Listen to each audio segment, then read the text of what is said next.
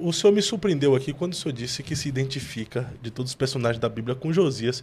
Eu achei que o senhor ia falar que se identificava com Paulo, né? A maioria dos mestres no Brasil gosta muito de Paulo e das cartas paulinas. Por que será? Paulo é tão A importante maioria assim. de quem? Como que é? A maioria dos mestres no Brasil, né?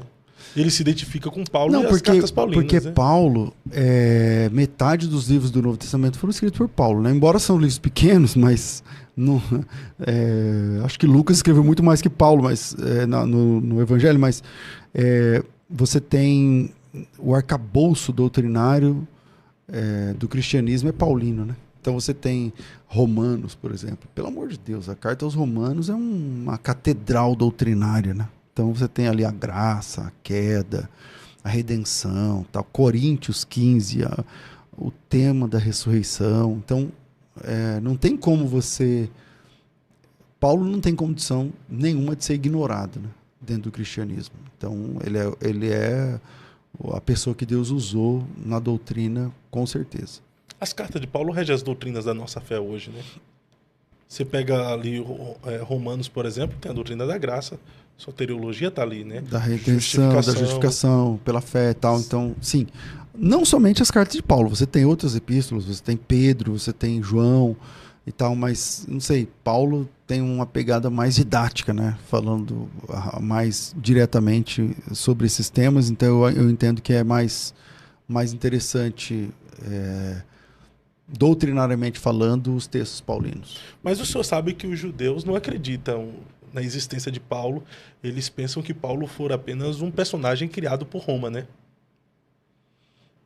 Ah, mas é difícil sustentar isso quando você tem documentação. Você tem, por exemplo, os pais da igreja mencionando Paulo o tempo todo. Você tem Eusébio, você tem Justino, você tem, enfim. Não, mas eu estou falando dos judeus, mas os judeus mas esses caras não Jesus, são, né?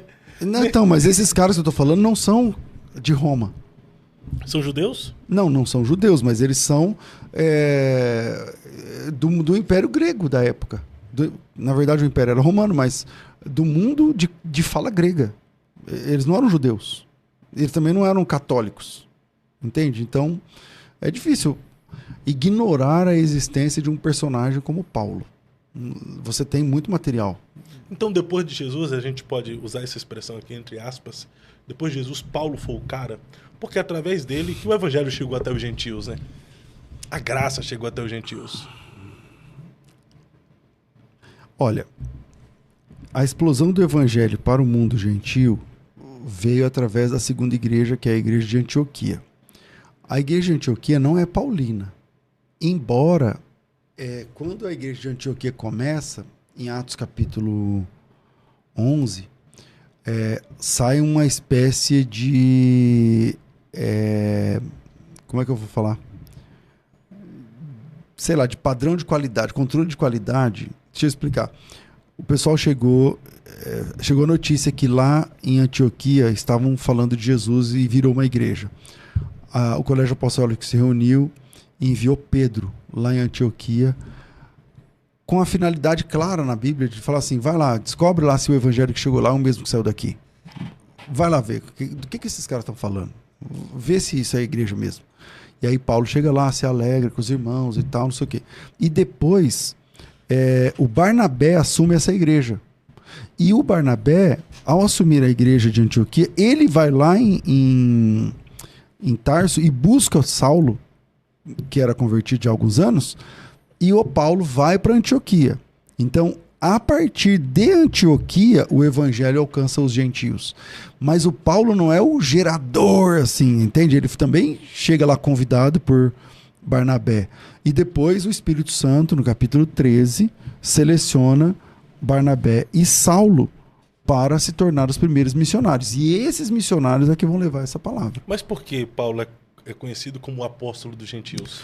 Porque os judeus, quando ele chega em Corinto, ele começa, isso é Atos 18, quando ele chega em Corinto, ele começa a pregar na sinagoga, então ele está falando para judeus, e lá na sinagoga o pessoal não gostou muito da ideia da história que Paulo estava falando e tal, não sei o quê. E aí o Paulo falou assim, então beleza, então a partir de agora eu vou trabalhar somente com gentios, porque lá não tem ninguém para encher o meu saco.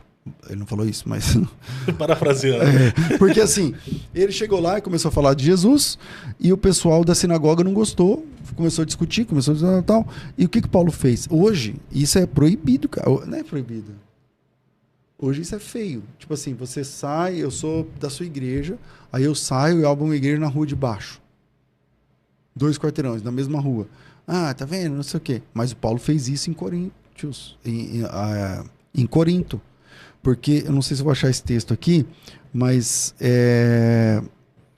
deixa eu ver se eu acho aqui. Nessa época, Paulo seria, se fosse hoje, rebeliado, né? Exatamente. Ó, 18:7. Ó, 18:7. Quando Silas, 18:5. Quando Silas e Timóteo desceram a Macedônia, Paulo se entregou totalmente à palavra de Deus, testemunhando a judeus que Jesus é o Cristo. A judeus. Opondo-se a eles e blasfemando, sacudiu Paulo o pó da cabeça e disse: sobre a vossa cabeça seja o vosso sangue. Eu estou limpo e desde agora eu vou para os gentios. É aqui que vira essa chave. E saindo dali, entrou na casa de um homem chamado Tício Justo, que era temente a Deus, mas a casa dele era contígua à sinagoga. Sabe o que é isso? Era geminada, era parede meia. Paulo abriu uma igreja. Do lado? Aqui é a porta da sinagoga. Aqui tem a parede, aqui é a porta da igreja. O Paulo fez isso na Bíblia, no capítulo 18, versículo 7. Vou ler de novo. Saindo dali, entrou na casa de um homem chamado Tício Justo, que era temente a Deus, e a casa dele era contígua à sinagoga. Mas Crispo, o principal da sinagoga, creu no Senhor. Então o Crispo parou de ir na sinagoga e começou a ir na casa. Assim começa a igreja em Corinto. E essa é a virada de chave para que o apóstolo Paulo se dedicasse predominantemente aos gentios. Então, por isso, chamado de apóstolo dos gentios. E Paulo, de fato, assim, ele teve uma grandeza extraordinária, a ponto dele testemunhar que chegou até ao terceiro céu. Se na carne, não sei, se no espírito também não sei, mas houve um homem que foi levado ao terceiro céu e lá Deus revelou coisas inefáveis que não foi lhe permitido contar aos homens. Ele está falando dele mesmo ou de uma terceira pessoa? Ele está falando dele mesmo porque na sequência ele fala assim, que para que ele não se engrandecesse foi dado espinho na carne. Sim. Então ele está falando dele mesmo. Falando dele mesmo. É. Mas que coisas inefáveis são essas? Seria as mesmas coisas que Jesus revelou a João na ilha de Pátimo? Não dá para saber, ele não falou o que é.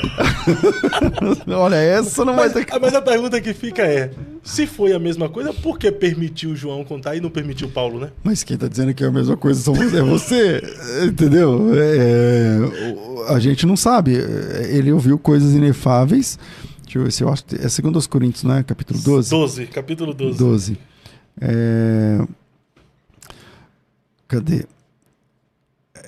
A palavra inefável aqui é a palavra que não dá para explicar. Então ele ouviu coisas que não dá para explicar.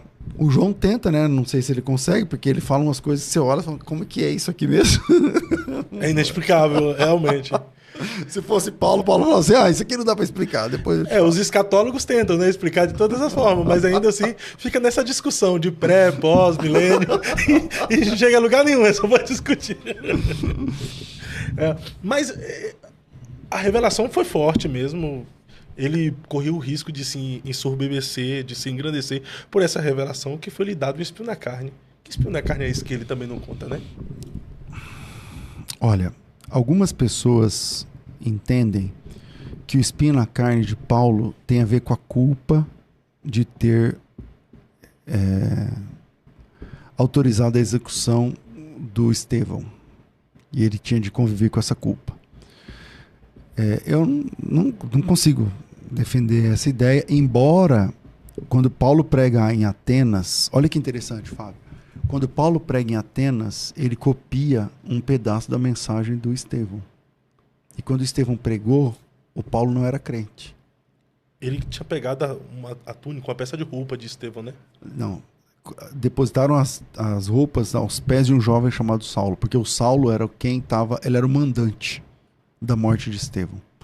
Mas o Estevão pregou uma mensagem tão poderosa que marcou a vida do apóstolo Paulo. E quando ele vai pregar em Atenas, ele usa trecho da pregação de Estevão. Aquele lance que ele fala assim, ó, Deus não habita em templos feitos por mão de homens, não está na Bíblia lá no Antigo Testamento. Isso aí ele ouviu o Estevão pregar. E ele repete aquele sermão. Então eu acho que foi uma coisa muito importante para Paulo. Mas eu não acredito que seja isso, um espinho na carne. Sentimento de culpa pela morte de Estevão. Não. Há uma outra linha que defende que pode ser uma enfermidade nos olhos que Paulo tinha, muito grande. Diz também que foi geralmente após a queda, no encontro com Jesus, né? Provavelmente. Se isso... Porque ele ficou cego 3 dias. Ele ficou cego 3 dias e depois caiu como se fossem as escamas, não sei o que lá. Mas tem um texto em Gálatas que ele é bem interessante nessa linha. Ele fala o seguinte, acho que é Gálatas 4:7. Ele fala assim, ó. Peraí, acho que eu errei o texto. Não é 4:7, não. É no capítulo 4. Ele fala o seguinte, que a enfermidade dele era uma enfermidade, parece que muito, muito complicada, nojenta, tipo assim, que se possível fosse, os Gálatas teriam arrancado os olhos deles para dar para Paulo. Eu vi já esse texto. Na minha cabeça, no capítulo 4... Gálatas 4:14. Obrigado. Vamos lá. Primeiro versículo 13, ó. Vós bem sabeis que vos preguei o evangelho a primeira vez por causa de uma enfermidade física. Então, a primeira revelação aqui, a igreja chegou na Galácia por conta de uma doença de Paulo. Vai entender. E Galácia não é uma cidade, né? Galácia é uma região. Versículo 14, pois que a minha enfermidade na carne vos fosse uma tentação, contudo não me revelaste desprezo nem desgosto, mas me recebeste como um anjo de Deus, como o próprio Cristo. Que é efeito da vossa exultação, pois dou testemunho que, se possível for, eu teria arrancado os vossos próprios olhos para me dar. Parece que a enfermidade de Paulo, nesse texto aqui, tem alguma coisa a ver com os olhos, e essa enfermidade era de uma foto meio nojenta, alguma coisa assim, que é o que ele diz aqui. Era exposto. Não, que ele fala assim, vocês me receberam, ó, posto que a minha enfermidade na carne vos foi uma tentação, contudo não me revelasse desprezo nem desgosto. Quer dizer, a enfermidade era para gerar desprezo, desgosto. E é interessante que a palavra desgosto aqui é nojo, é repugnar. Aqui eu tenho uma tradução aqui na nova versão, desdém. Vocês não zombaram. E aí... Não fizeram caso da minha doença. Né? Bom, enfim, ele usa aqui a palavra tentação, né, que é um problema, tal, mas vocês não tiveram desgosto, tal, e essa palavra, ela é uma palavra no texto grego que ela só aparece aqui, nesse texto, mas tem a ver com, tipo, você olhar e ter nojo, alguma coisa assim. Aí, na sequência, ele fala o seguinte, mas vocês me receberam como anjo de Deus, e eu dou testemunho que, se fosse possível, vocês tinham arrancado os olhos de vocês para me dar. Então parece que essa enfermidade era meio, ou tinha secreção. Por exemplo, você vai ver que Paulo tinha lenços e aventais. Por que ele tinha lenços e aventais? Parece que tem a ver com esse esquema aí. Entendeu? Ficar limpando. Alguma coisa assim. Uma outra dica sobre isso, eu não sei se eu vou achar aqui, mas na verdade tem bastante textos, não vai ser difícil achar, não. Não é um texto só. Mas o apóstolo Paulo, ele fala em várias cartas que, segundo aos Tessalonicenses 3,17, ele fala assim, ó, esta saudação é do meu próprio punho, este é o meu sinal em cada epístola, é assim que eu escrevo. Significa que Paulo não escrevia as cartas, ele só assinava as cartas. Então, parece, se ele tem um problema na vista. E aí Colossenses 4,18, essa saudação é do meu próprio punho. Quando ele escreve, por exemplo, em Gálatas, ele fala assim, eu escrevo para vocês com letras grandes. O que significa letras grandes? Parece que tem algum problema para escrever. Quem escreveu Romanos foi um cara chamado Tércio, e não Paulo. Então, todas essas informações na Bíblia reúnem condições para mostrar que Paulo tinha algum tipo de enfermidade nos olhos, que era um problema, que tinha secreção, era um problema. Agora, isso é um espinho na carne? Alguns dizem que sim.